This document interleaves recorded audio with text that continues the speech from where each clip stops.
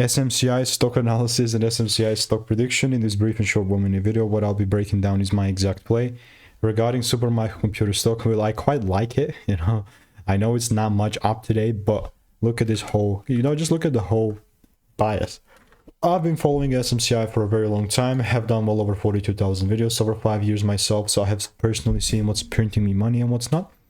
Looking at SMCI, last 4 trades have been 2 W's, 2 losses, and I'm here to tell you that unless I see this confirmation taking place going into the next week, I'm not gonna just sit here and just look to buy. You know, rules are gonna be needed. They will need to be met in order for me to move forward. So that's how SMCI is looking like for me. Obviously, by no means financial advice. If you do want to learn how I'm making 5-10K per month trading, just click the first link in the description, get my free emails, and you know I will continue to keep you updated. So goodbye and enjoy, and I'll see you in the next one.